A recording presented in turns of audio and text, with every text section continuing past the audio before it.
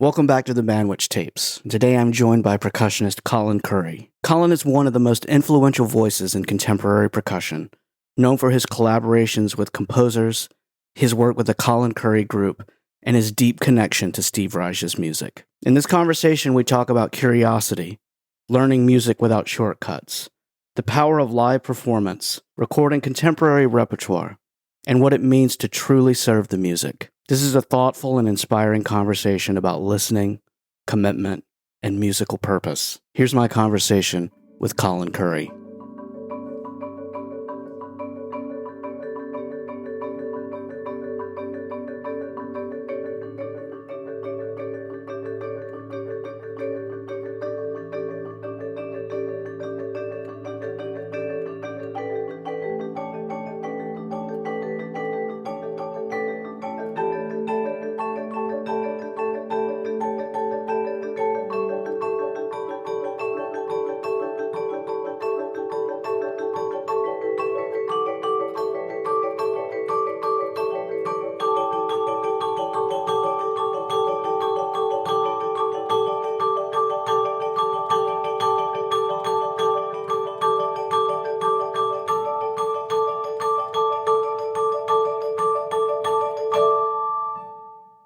Colin, it is a pleasure to welcome you to the podcast. How are you today?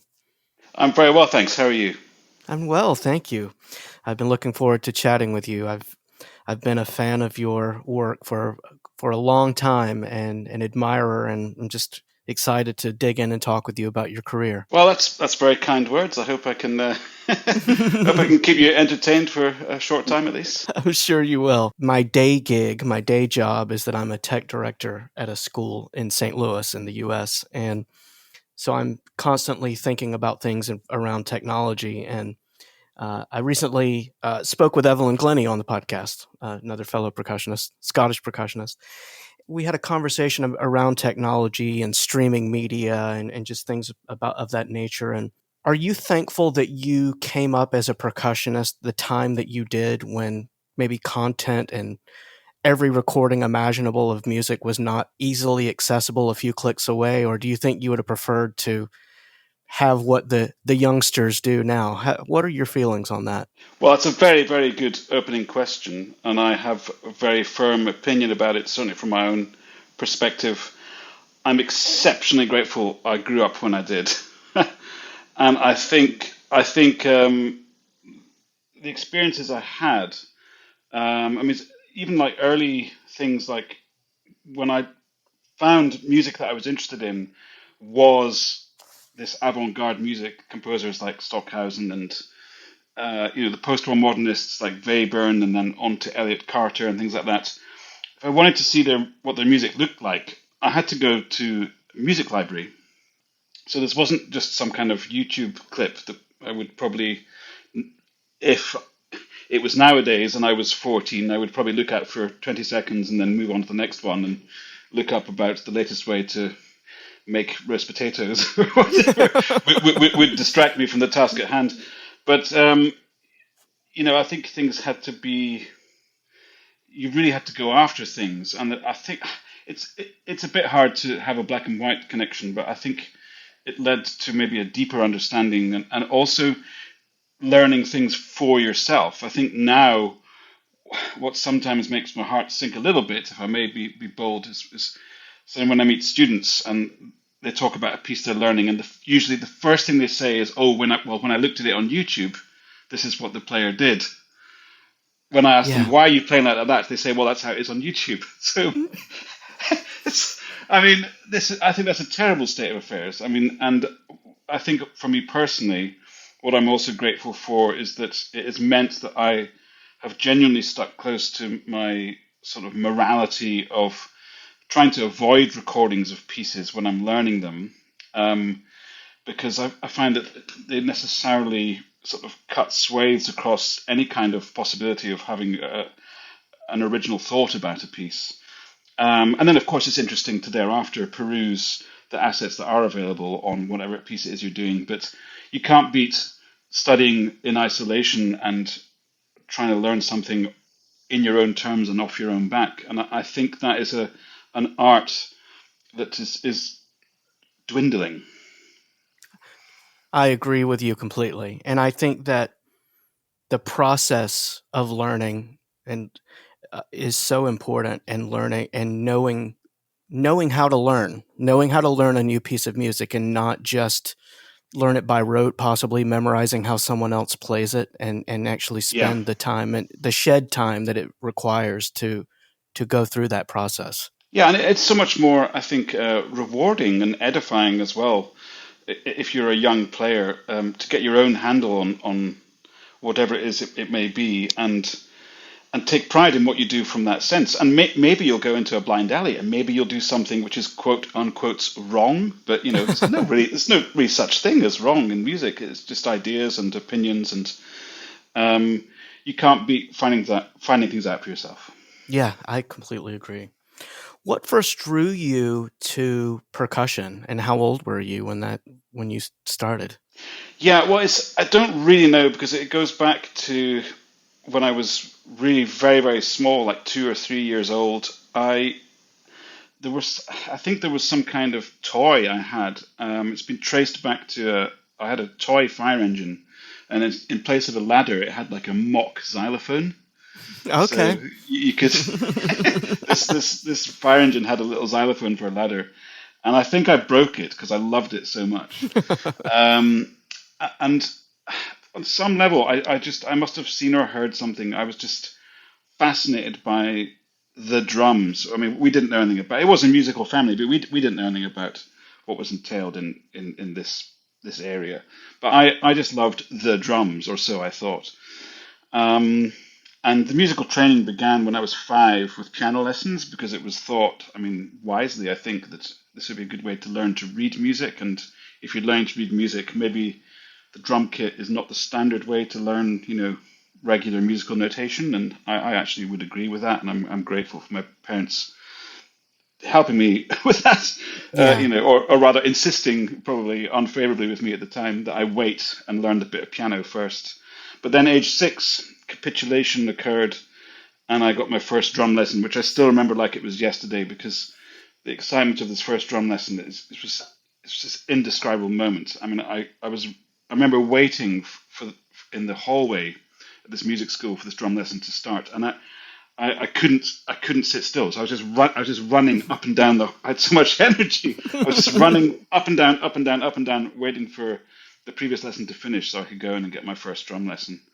So it began then in a sort of very boyish, childish explosion of energy and enthusiasm, with no kind of ambition, or it's so young, you don't know what you're doing. But I got a nice early start with the drums. That's wonderful. And I judging by all of the performances that I've seen of you, I feel like that joy for it is still there, and I still see that spark in your eyes when you get to perform on the array of instruments that you play. Well, that's very kind. I mean, I still find, if I can say, I still find. I mean, it's never been away from me that when music is going well, and especially when I'm playing a piece that excites me and uplifts me, um, that there's something magical about live performance. And I think with percussion, it is the top of the tree because the sounds are so exciting, Yeah. and it's you've got your mallet instruments, the vibraphone, the marimba, or the drums, effects, cymbal, whatever it may be, or maybe none of this and something much smaller, or it can be quiet, it can be loud, it can be who knows what it is, but the visceral impact of percussion on all these levels remains very dramatic and like exceedingly powerful to me, and I love it. Yeah, it's my hobby as well as my career. Well, and I think that I feel like maybe with percussion, as much or more than any other instrument, it is still evolving, and Yeah, it's still pushing forward, and it's almost feels like there are parts of it that are still uncharted territory. yeah. I mean, things change so quickly, and it's also brilliant to see. um, just the swathes of percussion activity in all different kinds that has just ballooned. In particular, I would say since that sounds bizarre to say it, but the turn of the century, since about the year 2000, um, the explosion of repertoire and the astounding technical advancement to lift the sort of general level, the sort of collective level on a technical level to just jaw-dropping quality and standard. Of course, it remains the case that technical prowess is all well and good, but it's always the music. What are we playing? Why are we playing it? And the people, the percussionists with the best answers to that, are offering the most just brilliant experiences now worldwide, and it's very exciting for me to be part of that family. Yeah. Oh, it's wonderful. What originally drew you to contemporary music? You were speaking of that earlier. What led you down that path, and do you remember the first piece that was like, "Oh, okay, I like this." Yes, well, like many people, I think if you do have that connection with the Rite of Spring, then your life will be changed. And we had an LP at the house. I think it might have been LSO with Markevich, some of course slightly older recording. And the LP had a very sort of threatening cover. It was slightly murky and bizarre. And it came to pass that my parents played this for me, and I didn't understand what I was hearing, but I was utterly electrified by it. And this led to sort of chasing down that particular score. And then when I saw how strange it looked and those interesting time signatures, I liked that because I liked strange things. I liked, well, I still like sort of bizarre things, but I liked scores that looked a bit different. So when we went to the Edinburgh Music Library to get the Rite of Spring, I saw the Rite of Spring score had a light orange binding, and this meant that it was one of the, believe it or not, one of the newer scores in the library. And so I went around the library and dug out all the other scores that had the orange binding, and that led me to composers like Hans Werner Henze, Peter Maxwell Davies, Stockhausen, Bruno Maderna, Berio, and of course all those scores were like very enticing to look at, no matter what they sound like. And some of those composers remain favourites of mine, and others don't. But I just had this weird thing that I like the weird things. And this was also at the dawn of the era of the compact disc. And again, I think there's a benefit to, rather than being able to stream anything at no sort of cost in terms of investment of one's own time and money. I think I did benefit from being in that era as well. And so one of my first compact disc purchases was the compact disc collection box set of the complete works of Anton Webern, because his pieces seemed so interesting to me, and I'd seen a documentary on the television directed by Pierre Boulez about this music, and this seemed very, very interesting to me indeed. So these were the first kinds of way in to new music. Yeah. How old were you when you were listening to that? 13, 14 kind of thing. Yeah. Very mature ears to to Well, listen to that. I don't know because I mean, I had no real sorry, no real understanding of it. But I think that's something that's remained with me is that I still feel that in a very um, in a very real sense, I still don't really understand music. It's not something that I feel that can be comprehended. It's still something that I feel, and it's something that I try and guard very, very strongly and maintain. Is that music is something that is instinctive, and it's something that is emotional, and it's something that has an impact on you. It can be, of course, cerebral as well, but it is something that I think it chimes with the instincts first and foremost. Yeah. Do you find that audiences in 2025 are more receptive to contemporary music than maybe they were 25 years ago? Do you feel like when you perform a contemporary piece that the reaction is different or the same than it may have been when you first played it years ago? Um, I think tastes have broadened, and even would say tastes have broadened quite a bit in the last, maybe even, I'm even going to say 5 years, which is an interesting thing to say, keeping in mind, the thing that maybe didn't want to mention, which is the pandemic. But I think since we all went back to performing since then, the thirst for just to push that boat out a little bit and take that little risk, bearing in mind that a lot of the music I play is in the orchestral setting, which, and I love orchestras more than anything. I think the symphony orchestra is the greatest invention that's ever happened, musically speaking.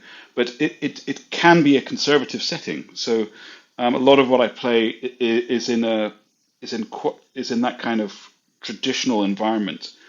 But I noticed that people, as well as coming to hear, and rightly so, their big symphonies by the masters of the previous time, they'll definitely push the boat out, and they know who Andrew Norman is, or they know who Caroline Shaw is, and they want to know more about it. They want to hear the music live, and I remain optimistic. Well, and maybe this is the silver lining of what we were just speaking of, where content is more readily available, in that if someone is going to a concert, maybe the first time that they're hearing a piece is not in the concert hall. Maybe they can get on a streaming platform and give themselves a little bit of a head start on the piece that they're about to go and hear. So it's not, that first impression may not be when it's in person. Oh, absolutely, and I think arguments, pros and cons of even the internet itself. Definitely in the pro column would go the fact that these things are there, and perhaps it is, despite what I've been saying, perhaps it is certainly for culture itself. It is an Hmm. amazing thing to have this wealth of material at least available. But I would say that fundamentally for music, and this is also someone who is a recording artist, music is a live experience, and you will never get a better one than being in that concert hall. Yeah, absolutely. So one of the things what I was reading preparing for our conversation is how much you're doing now also as a conductor, which I think is really exciting. Um, and I'm curious how being on the podium in front of an ensemble has changed you as a performer and maybe even just as an ensemble member. How how that relationship has maybe shaped your perspective on some of that. Well, I mean, it's it's been a very interesting experience to find myself almost accidentally becoming a conductor. I should just say briefly how the first experience happened with my ensemble, the group that is devoted to Steve Reich's music, the Colin Currie group. We started out with drumming, and then we brought in many of his other percussion-led pieces. But it wasn't long before one of the all-time classics and favorites of mine came onto the radar, namely Tehillim. And of course, this is a chamber ensemble with strings, winds, singers, a lot going on, and manifestly needs conducted. And actually, we looked at bringing in a conductor, and I asked one or two people who I thought would have been good for the gig. They weren't available, and so I just asked, "Okay, I'll hat in the ring. Let's do this." And because it was that safe space with my very close buddies and people who could support me and offer bits of advice and just be there for me and pull the whole thing together with the same kind of energy, collective energy in that group is really terrific. We got this absolutely fiendishly good performance of Tehillim just straight out the gates. So the first time we did it was just electric. It was in Tokyo, at Tokyo Opera City, and I stood there in front of this ensemble. I'd never conducted a piece of music in my life, and we went for gold on Tehillim, and it was a brilliant experience. But with any performance like that, it is down to the musicians and their ability and commitment to the music first and foremost. So since then, it's been through the support of people like Steve Reich who attended this concert. I should say he was there with us in Tokyo for this. And then he started putting my name forward for concerts. So I conducted the UK premiere of a piece of his called Reich Richter and a work called Runner. And in a way, that was like my professional conducting debut in the UK with a group called the Britain Symphonia. And then we just started to push some buttons and get this out there a little bit. And one of the main things that has helped me is I've actually redone one of my most dear and favorite and most sublime of pieces that was written for me, which is a piece called Tap Dance by Louis Andriessen. Now, this is a concerto, but a very strange one. In fact, he calls it's called Tap Dance for solo percussion and ensemble. So it's not even, he was funny that way. He doesn't even call it a concerto particularly. Anyway, I redid this thing and turned it into a play conduct piece. So as well as performing the solo parts in it, I also conduct the whole thing. And I took the time to learn it from memory. So I did the whole thing from memory, and it became this quite dramatic, borderline theatrical piece, because it's actually a very dark piece, and it's very austere and funereal, and actually a very serious piece, despite the glitzy title. So learning that piece, which was a conducting role in combination with a playing role within the ensemble, I think that taught me an enormous amount, switching from one to the other and pulling the whole thing together and finding that link and what are the most important things in those moments. And lo and behold, it's listening. It's listening. You just have to listen. Whether you're conducting or playing, you listen and you take everything from there. And here endeth the the statements about conducting. You just have to listen. Yeah. Well, and I guess in terms of, also determining when, and as a performer too, when to drive the bus and when to be the Yeah, passenger on the bus, right? yeah, Yeah. and this is a very very important thing. And actually, I had a brilliant week last week with the BBC Philharmonic, who were just stupendous. And one of the scores we had was this very brilliant and exceedingly challenging score by John Adams, a new score called Frenzy, which is a work that I recommend unreservedly. It's just absolutely amazing. But I found that occasionally, and they won't mind me saying it, that occasionally the tempos would broaden out a little bit, and I would be a bit perturbed by this, and I think I would get swayed by it and get a bit hesitant, and then the whole thing starts to frankly slow down. And so I asked one of the very kind people in the orchestra about this, who was sitting in the front of the string section, and he said, very simply, he said, "Just move us along. 4 words. Just move us along." And so I started to get into this and sort of just drive a little bit, and almost like you're conducting ahead a little bit, and certainly had the desired result. So I was very grateful for that outstanding conducting lesson from that orchestral member. That's wonderful. And Yeah, yeah, such simple yet really effective advice. That's yeah. fantastic. So I wanted to share this brief story with you. So I was probably 15 years old, maybe 14, 15 years old, and grew up outside of Atlanta, Georgia. And a college radio station, a college student, was the DJ one evening. And you have to imagine, back to back, I heard Elliott Carter Concerto for Orchestra for the first time, and Wow. the desert music for the first Oh, time. brilliant. It was What a like the love. Yeah. first day of the rest of my life. It was such a wonderful experience, and I have such a I have such a connection to Steve Reich's music, as I know you do. I've been, I would say, slightly obsessed with it since I was a teenager, and just listened to every recording. And I think that you, if I can be so bold as to say, I think that you have kind of set the new standard on how his music should be interpreted and performed, and I just applaud you for it. It's so wonderful. And there is a question in here. I promise I'm getting to it, but I'm curious just that personal connection that you have to him as a composer, as a performer, but also just as a person. How do you feel about Steve? Well, it's still very surreal for me because I got to meet him first in 2011, and that starts to be quite a long time ago. And they say you shouldn't meet your heroes, but if your hero is Steve Reich, then you definitely should meet him because he.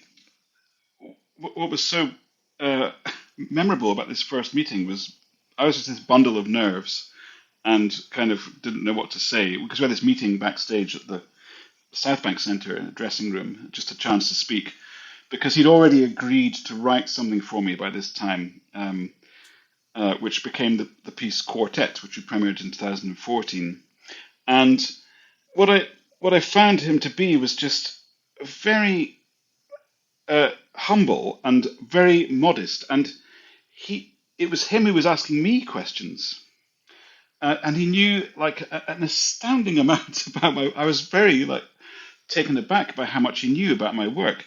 And also, he seemed to understand perhaps better than anyone that I knew at that time about what it was that I wanted by playing his music, which was that, certainly by then, and as I continue to be, I'm kind of the guy who plays concertos. That's my thing.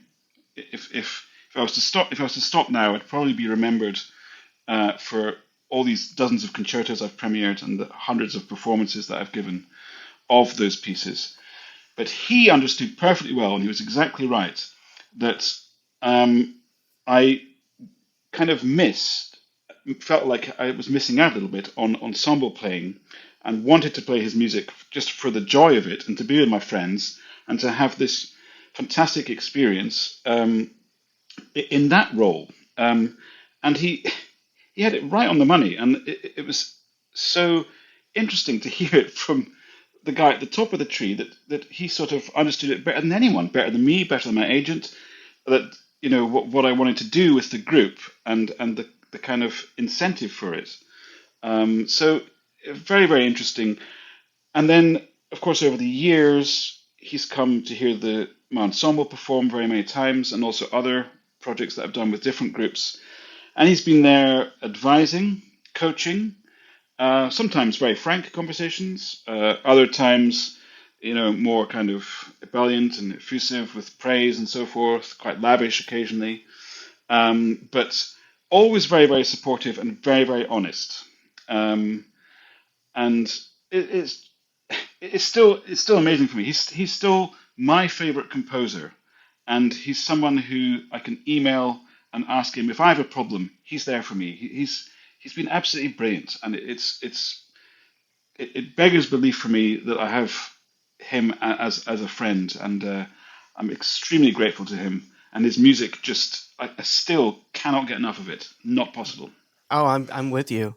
And I think he always gets titled the greatest living composer, and while I think that's a wonderful title, I think it sells him a little bit short because I think he's in a broader category of composer in general, right? He certainly is. Yeah. Yeah, I completely agree.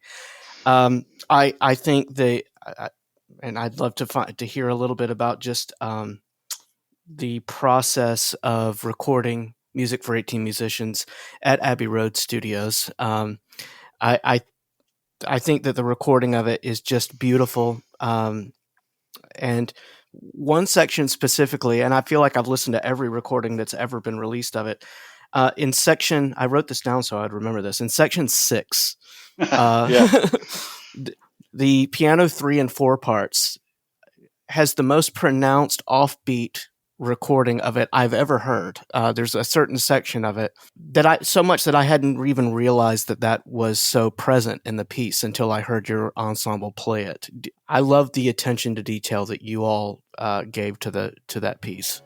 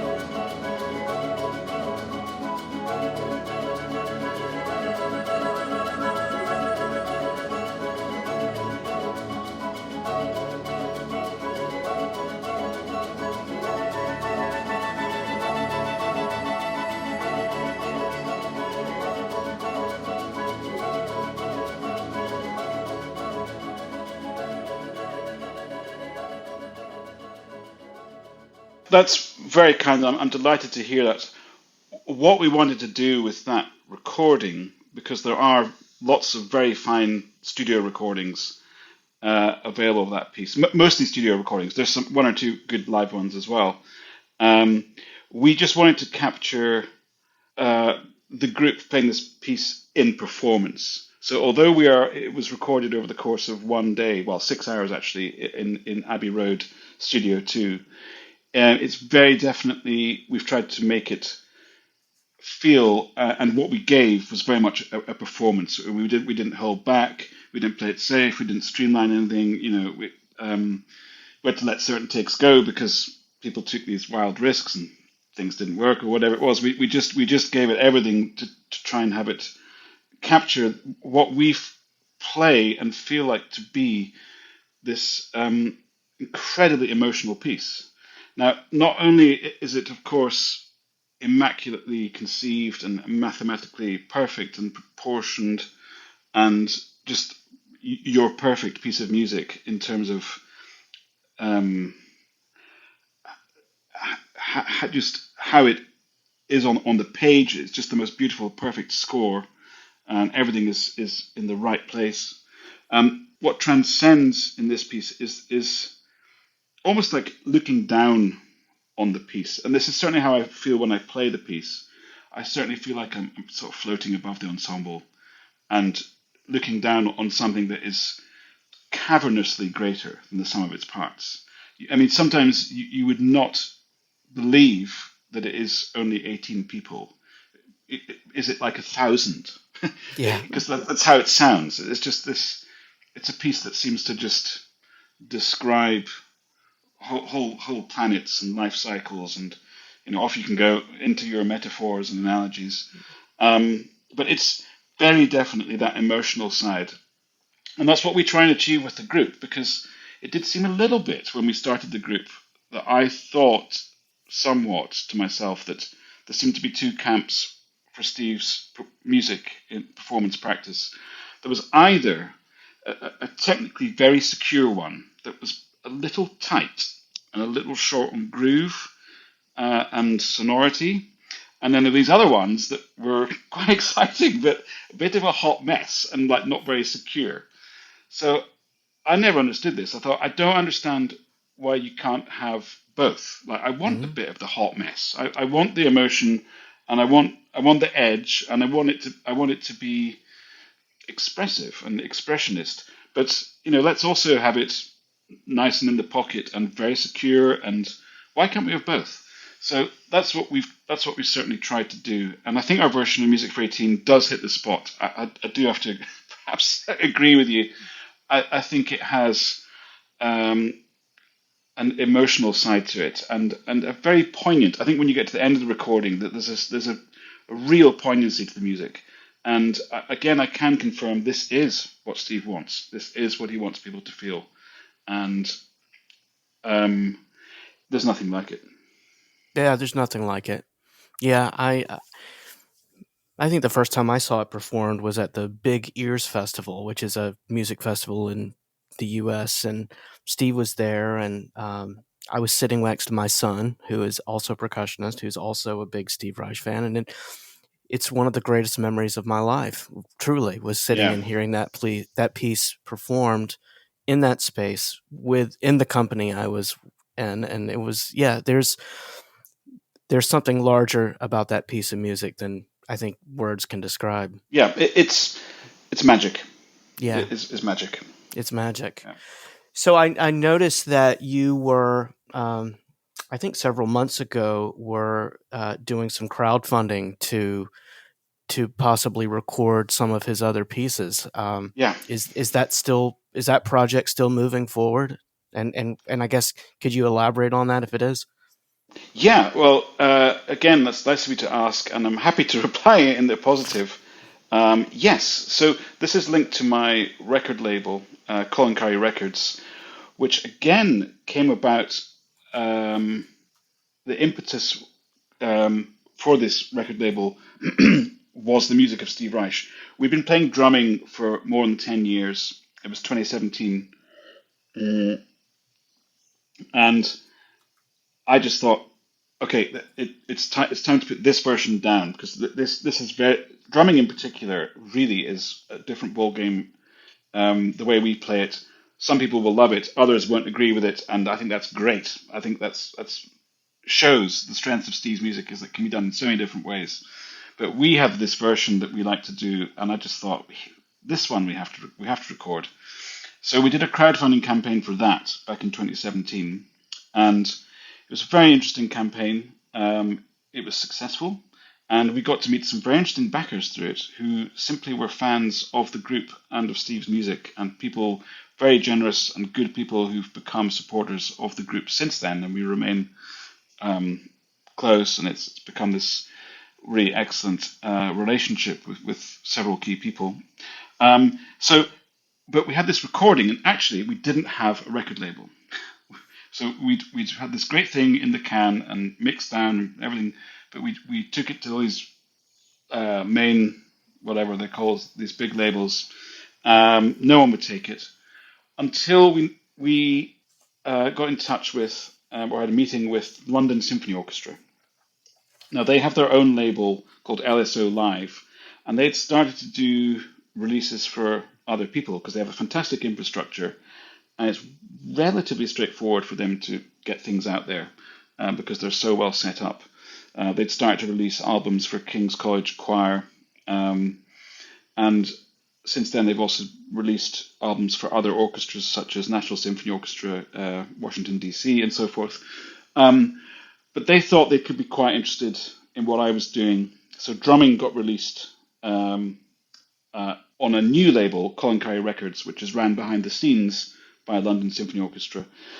Since then, I've released a few albums on that label, and the rough pattern for it is to do a sort of flagship Reich album and then something totally bizarro.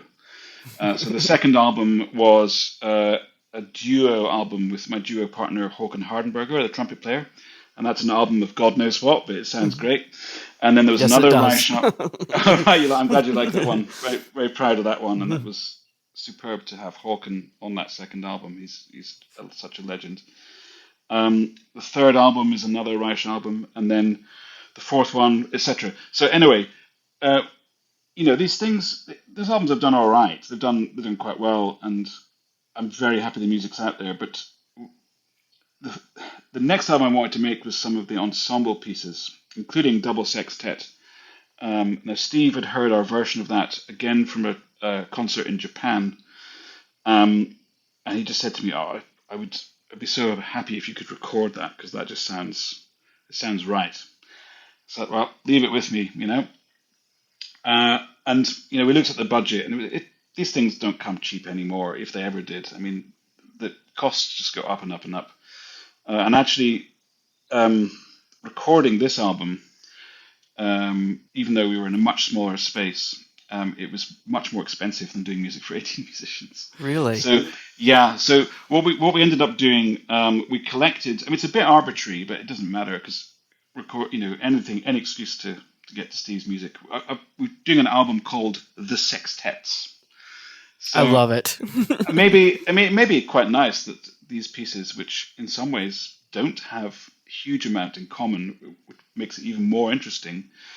So we have sextet, double sextet, six marimbas, and the much maligned dance patterns, which also has six players, and is a it's a very underrepresented piece of his that we had a great time doing, and that's the running order as well.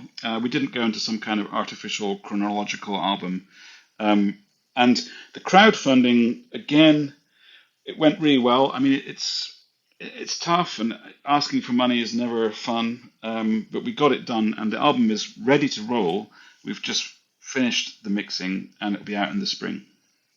It's wonderful. I'm so excited to hear it. I'm sure I'm sure the recordings are going to be fantastic. Do you find that you're still just uncovering things about those pieces the more you play them? Oh, very definitely. I mean, there's so many layers to these pieces. I would take even as a leading example sextet, which we've been playing a long time. But that piece always presents, first of all, challenges. I find sextet an extremely difficult piece, and I think many of us do in the group. And it just keeps you on the edge, and you cannot look down, you cannot take your eye off the ball. But there's so much detail in it, and there's so much subtlety, and there's so much to work on in terms of the mood of that piece. Because I actually quite enjoy it. There's a certain austerity to that piece, especially in movement two, with the bowing of the vibraphones and the very soft but legato piano lines and the bass drums sort of in the background. It's incredibly, I mean, there's a sort of sliding scale from slightly dark to actually quite disturbing. I agree. This music, and it's so, but it's also so beautiful. So you're kind of in this conflict that you feel very threatened by the music, but also this sort of extraordinary comforting warmth all at the same time. So I think a piece like Sextet, you will never be done uncovering the incredible layers of this piece. It's sort of baroque in nature and utterly contemporary in feel. Yeah, I agree. So as we're recording this, we're close to wrapping up 2025. I can't believe it. I feel like we just started it, and here we are in I December. know. It's unbelievable. What does 2026 look like for you? What do you have on the horizon? Well, it's going to be an amazing year for Steve.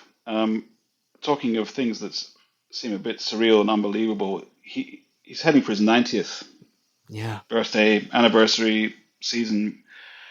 So far in the calendar year, I have 26 events that contain his music. Some devoted entirely to his music, and others in mixed programs, along with composers that um, have been influenced by him or sit alongside him very nicely. So I'm very, very excited by this, and it will be a real honor to be a spokesperson for his music in that year. And I have such brilliant musicians by my side in my group. I mean, these people are, first of all, they're brilliant people. They love his music just as much as I do, and they're there for all the right reasons. And I could not be happier about what we're embarking on next year. And to mark this anniversary, he's writing us a new piece, which he's almost finished, called "In All Your Ways." And this will be premiered. It's yet to be announced. I can't share exact details, but it will be premiered um, just in the run up to his birthday in October. His birthday is October the 3rd. So a huge Steve Reich year, and that is just going to be very thrilling indeed and adventurous to do. So many, so many concerts, frankly. But then all my concertos tick along, and I have a lot of concerto performances in the remainder of this season, which I'm very excited about. And also a minor landmark in that I will be giving my 40th concerto premiere, Wow. which is actually, again, something I can't announce, but the composer, it's all happening, and it will happen in June of next year. That'll be 40 concertos. And of course, it's quality, not quantity, but I, I would I would go as far as to say I'm very proud of these pieces, many of which have been taken up by other soloists and have become standard flagship pieces for the percussion repertoire, and 40 composers, all just brilliant, different, diverse, bizarre, frustrating, funny, depressing. They're all these Yeah. different characters that have created these pieces for me to play. And so I'll be looking back as well. I don't quite know how I'm going to do it, but in the run up to this premiere of the 40th, I'm going to try and on some level look back at every single one of them and share a little bit of content and the recordings that exist as we go. Oh, that's wonderful. Yeah. What an exciting year. Wow. I mean, so many milestones to be celebrated and just to look back. That's fantastic. Yeah. Yeah, and I think as we go, I'll be playing some of my favorite pieces. I'll be back in Canada playing really what is one of the finest concertos that I have premiered, which is a work by Canadian composer Nicole Lizet, called "Blur is the Color of My True Love's Eyes." I mean, this concerto is utterly, utterly stunning. I mean, it's so original and it's so weird and so convincing. And the role for the percussionist is every single time I'm playing, I'm doing something that I've never been asked to do before. But there's no gimmickry. Um, it's very very original without being tacky in any aspect. Orchestration is fantastic. It has a wonderful structure. It's very profound. It's exceedingly memorable. One of the great percussion concertos. And yeah, I'm doing that and several of my other pieces. It'll be nice to be back in North America a couple of times in the new year. I'm looking forward to being there, and also with the Oregon Symphony and the Buffalo Philharmonic for some performances of Danny Elfman's concerto, which is Oh, nice. a So totally different those, thing, but yeah, really good as totally well. different thing. Are those the two U.S. locations that you're performing in Oregon and Buffalo? Yeah, that's right. Yeah, Okay. yeah. So we're just getting the visas organized for that right now, which is no mean task at this point. But yeah. Yeah. No, that's wonderful.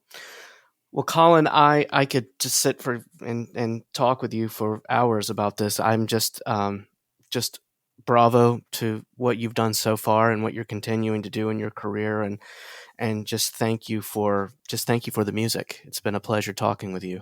Well, that's very, very kind. It's very nice to meet you. And I've got great memories of St. Louis. One of the most exciting um, projects I ever did was I think it was 2008, at the invitation of David Robertson. He asked me to play a different concerto on 3 consecutive nights. So we had this project, it was called Currie times 3.